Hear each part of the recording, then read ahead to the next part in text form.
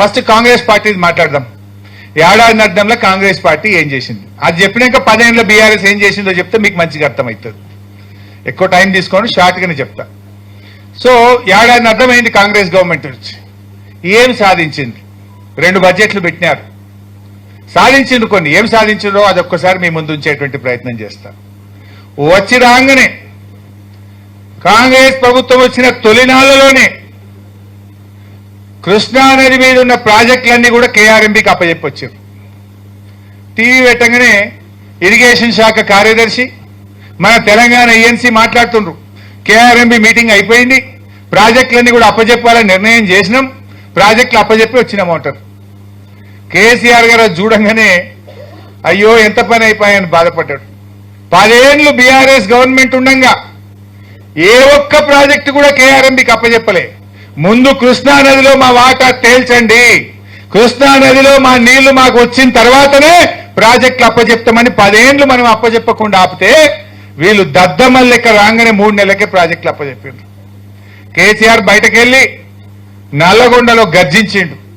ఎట్లా అప్పచెప్తారు, రేపు మా నల్లగొండ, మా మహబూబ్ నగర్, మా ఖమ్మం ఎడారైపోతుంది, ఈ ప్రాజెక్టులు ఎట్లా అప్పచెప్తారని ఒక బహిరంగ సభ పెట్టి కేసీఆర్ గర్జిస్తే తెల్లారి మళ్ళీ ఉరికొచ్చి అసెంబ్లీ పెట్టి లేలే మేము ఇయ్యం వాపస్ తీసుకుంటామని అసెంబ్లీలో తీర్మానం చేసి మళ్ళా వెనుకడుగు వేసింది ఈ కాంగ్రెస్ ప్రభుత్వం.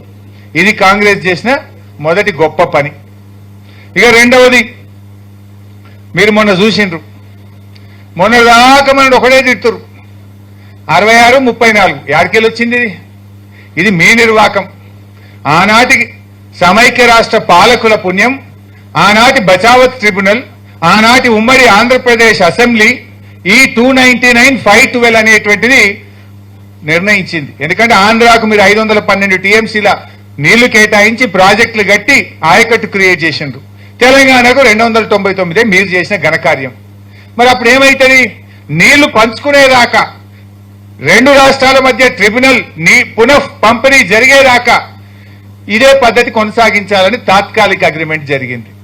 దాని మీద నోటుకొచ్చినట్టు మాట్లాడిన వీళ్ళు కూడా పోయి మొన్న గదే అగ్రిమెంట్ చేసిండ్రు. ఇప్పుడు ట్రిబ్యునల్లో చర్చలు జరుగుతూ ఉన్నాయి. ఎంత దుర్మార్గం, ఎంత చేతగాని కాంగ్రెస్ అంటే కేసీఆర్ ఉండంగా, బీఆర్ఎస్ ప్రభుత్వం ఉండంగా ప్రతి సంవత్సరం 34, 35, 36% నీళ్లు వాడినాం. కానీ కాంగ్రెస్ ప్రభుత్వం ఈ సంవత్సరం కృష్ణానదిలో కేవలం 27% మాత్రమే మనం వాడుకొని 83% ఇవాళ ఆంధ్రాకి అప్పచెప్పింది. అంటే మీరు ఆ 34 కూడా వాడలేని చేతగాని దద్దమ్మలు కదా. అంటే వాడలేకనా లేక ఆంధ్రప్రదేశ్కో చంద్రబాబుకో దాసోహమైనరా? వాస్తవానికి కృష్ణానదిలో ఈ సంవత్సరం 990 టీఎంసీల నీళ్లు వచ్చినాయి. ఆంధ్రప్రదేశ్ 715 అంటే 73% వాడుకున్నది. తెలంగాణ 275 టీఎంసీ అంటే 27% మాత్రమే తెలంగాణ వాడుకున్నది. అంటే దాదాపు మనకున్న తాత్కాలిక ఒప్పందం ప్రకారం కూడా మరో 65 టీఎంసీలు తెలంగాణ నష్టపోయింది. 65 టీఎంసీలు అంటే 6,50,000 ఎకరాల్లో వరి పంట పండించవచ్చు. ఒకవైపు ఖమ్మంలో పంటలైనవి, నల్లగొండలో పంటలైనవి, మహబూబ్ నగర్ లో భీమాకు క్రాప్ హాలిడే ఇచ్చిండ్రు, మరి జూరాలకు క్రాప్ హాలిడే ఇచ్చిండ్రు, మరి అదేవిధంగా నెట్టంపాడి కింద కూడా క్రాప్ హాలిడే ఇచ్చిండ్రు. నీళ్లున్నాయి. కాంగ్రెస్ చేతగాంతనం వల్ల క్రాప్ హాలిడేలు, పంటలెండు తెలంగాణ వంతైంది, నీళ్లు మాత్రం ఇలా ఆంధ్రాకు పోయినటువంటి పరిస్థితి ఉంది. దీని మీద అడిగితే సమాధానం లేదు. అబద్ధాలు చెప్పడంలో పోటీలు పడుతున్నారు. ఈ నీళ్లు తెచ్చుకునే తెలివితేటలు లేవా మీకు అని చెప్పి నేను ఈరోజు అడుగుతా ఉన్నాను. ఇది కాంగ్రెస్ చేసిన గొప్పతనం. నంబర్ 3, కేసీఆర్ గారు జీవో నంబర్ 34 జూన్ 28, 2021 నాడు ఒక జీవో తెచ్చిండ్రు. ఏంటిది ఆ జీవో? శ్రీశైలం అనే ప్రాజెక్టు హైడల్ జనరేషన్ కోసమే కట్టిన ప్రాజెక్ట్ అది. కానీ వాళ్ళు పోతిరెడ్డిపాడు పొక్కబెట్టి నీళ్లు తీసుకుపోయే ప్రయత్నం చేస్తారు. బిడ్డ మీరు నీళ్ళు అది తీసుకుపోతారా? తెలంగాణకు ప్రాధాన్యత ఏంది? రైతులు. 34 లక్షల వ్యవసాయ విద్యుత్ కనెక్షన్లు ఉన్నాయి. నా రైతులకు నాణ్యమైన కరెంట్ ఇవ్వాలి, 24 గంటల కరెంట్ ఇవ్వడమే నా ప్రభుత్వ లక్ష్యం అనుకొని మేము శ్రీశైలంలో ఫుల్ కెపాసిటీ విద్యుత్ ఉత్పత్తి చేస్తామని చెప్పి జీవో ఇచ్చింది మన బీఆర్ఎస్ ప్రభుత్వం, మన నాయకుడు కేసీఆర్.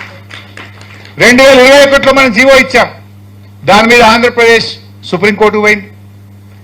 ఈ కొత్తగా వచ్చిన రేవంత్ రెడ్డి ప్రభుత్వం మొన్న సుప్రీంకోర్టులో పోయి చెప్తుంది, లేలే మేము కరెంటు పూర్తిగా ఉత్పత్తి చేయం, జీవోను సవరించుకుంటాం, నీళ్లు ఉంచుతాం శ్రీశైలం. ఎవరి కోసం ఉంచుతావు? రాయలసీమకు పోయితందుకా, ఆంధ్రాకు పోయితందుకా? కేసీఆర్ ఏమో తెలంగాణ రైతులకు, తెలంగాణ ప్రజలకు, తెలంగాణ పరిశ్రమలకు నాణ్యమైన విద్యుత్ ఇవ్వాలి, 24 గంటల కరెంట్ ఇవ్వాలని మనమేమో విద్యుత్ ఉత్పత్తికి జీవో ఇస్తే, సుప్రీంకోర్టులో పోయి ఈనాడు వచ్చిన రేవంత్ రెడ్డి ప్రభుత్వం ఈ జీవోను సవరించుకుంటాం, అవసరమైతే కరెంట్ ఉత్పత్తి నిలిపివేస్తాం, తక్కువ చేసుకుంటామని చెప్పి సుప్రీంకోర్టులో కమిట్మెంట్ ఇచ్చి వచ్చారు. ఇది రేవంత్ రెడ్డి ఈ తెలంగాణకు చేస్తున్నటువంటి ఘనకార్యం. ఇక చేసిండు సెక్షన్ 3. కేసీఆర్ సాధించిన గొప్ప విజయం. చాలా మందికి దాని విలువ అర్థమైతలేదు. కృష్ణా నదీ జలాల పునః పంపిణీ జరగాలని జూన్ 2, 2014 తెలంగాణ రాష్ట్రం ఏర్పడితే జూలై 2014లోనే ఢిల్లీకి వెళ్లి ఆనాటి నీటిపారుదల శాఖ మంత్రి ఉమాభారతి గారిని కలిసి కృష్ణా నదిలో నీళ్ల పునః పంపిణీ జరగాలని సెక్షన్ 3 కింద మనం పిటిషన్ పెట్టడం జరిగింది. ఎంత కమిట్మెంట్ ఆలోచించండి.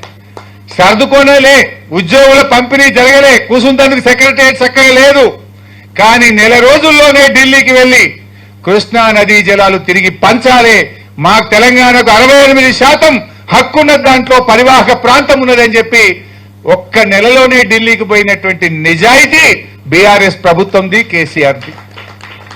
ఆ రకంగా పోరాడి గడ్కరీ గారిని కలిసి, షెకావత్ ని కలిసి, ప్రధానమంత్రిని కలిసి కాలికి బల్బం కట్టినట్టు తిరిగి వినకపోతే సుప్రీంకోర్టు మెట్లెక్కి చివరికి కేంద్రం దిగొస్తే సుప్రీంకోర్టులో కేసు విత్డ్రా చేసి షెకావత్ గారిని బుదిగరిచ్చో, భయపెట్టో, ఒత్తిడి పెట్టో సెక్షన్ 3ని సాధించిండు కేసీఆర్. ఆ సెక్షన్ 3 అంటే ఏంది? మొత్తం కృష్ణా నదిలో పరివాహక ప్రాంతం ఆధారంగా తెలంగాణ, ఆంధ్ర మధ్య నీళ్ల పునః పంపిణీ. పరివాహక ప్రాంతం తెలంగాణలో 68% ఉంది. డెఫినెట్ గా నీళ్లు మనకే ఎక్కువ వస్తాయి. 575 టీఎంసీల నీళ్లు వస్తాయి మనకు. అంత గొప్ప విజయాన్ని, శాశ్వతమైన హక్కును తెలంగాణ పొందే విధంగా కేసీఆర్ సాధించాడు. ఆ 575 టీఎంసీలు సాధిస్తే, ఇప్పుడు సాధించే అవకాశం ఉంటే, ఆ ట్రిబ్యునల్ ముందు వాదనలు వినిపించాలంటే ఇవాళ ఈ ప్రభుత్వం ఎంత దుర్మార్గంగా వ్యవహరిస్తుందంటే ఎవరిని పెట్టుకున్నదో తెలుసా? ఒక నీటిపారుదల సలహాదారుడు ఆదిత్యనాథ్ దాస్. ఎవరైనా ఆంధ్రప్రదేశ్ చీఫ్ సెక్రటరీగా ఉండి పోతిరెడ్డిపాడుకు పొక్కబెట్టి రాయలసీమ లిఫ్ట్ను పెట్టి ఆ రోజు గ్రీన్ ట్రిబ్యునల్లో సుప్రీంకోర్టులో రాంగ్ అఫిడవిట్లు ఇచ్చిండు, పనులు ఆపేసినామని అఫిడవిట్ ఇచ్చిండు, పనులేమో ఫుల్ స్పీడ్లో జరుగుతున్నాయి. ఈ తప్పుడు అఫిడవిట్లు ఇచ్చి తెలంగాణ నీళ్లు దోచుకోవడానికి ప్రయత్నం చేసినటువంటి వ్యక్తి ఆదిత్యనాథ్ దాస్. కోర్టు మొట్టికాయలేసింది ఆదిత్యనాథ్ దాస్ కు. బిడ్డ నిన్ను జైలుకు పంపిస్తా అని చెప్పింది. ఆయనకు ₹1,00,000 పెనాల్టీ వేసింది కోర్టు. ఎందుకు వేసింది పెనాల్టీ? ఎందుకు పంపుతాన్న జైలుకు? తెలంగాణ ప్రయోజనాలు గండి కొడుతున్నావు, తెలంగాణకు అన్యాయం చేసేటట్టు వ్యవహరిస్తూ కోర్టును తప్పుదో పట్టించినావు కనుక నిన్ను జైలుకు పంపుతా అని కోర్టు చెప్తే ఆ పుణ్యాత్ముని తెచ్చి ఇప్పుడు తెలంగాణ నీటిపారుదల సలహాదారుడుగా పెట్టుకున్నాడు రేవంత్ రెడ్డి. ఎవరిని పెట్టుకుంటావు నువ్వు? ఇంకొక ఆయన్ని పెట్టుకున్నారు, సిడబ్ల్యూసి చైర్మన్. ఆయన పేరు కుష్ ఓరా. ఆయన సిడబ్ల్యూసి చైర్మన్ ఉండి మన సెక్షన్ 3 దానికి రోజు అడ్డం రాస్తాడు, తెలంగాణ ప్రాజెక్టులకు రోజు అడ్డం తలేటోడు. సిడబ్ల్యూసి చైర్మన్ ఉండి ఎప్పుడు తెలంగాణకు అడ్డం తలిగి ఆదిత్యనాథ్ దాస్ కు మంచి దోస్తు. ఈయన పోయి ఆయనతో పెట్టు మనకే రోజు అడ్డమే తలుగు. ఇప్పుడు ఆదిత్యనాథ్ దాస్ అడ్వైజర్ కాగానే ఆ కృషి ఓరా ఇప్పుడు LLB చదివిండట. ఆయనను సెక్షన్ 3 కింద తెలంగాణ నీటి వాటాలు తెచ్చుకోవడానికి అడ్వకేట్ ఎవరంటే కృషి ఓరా. వీడు ఇంకో ద్రోహి.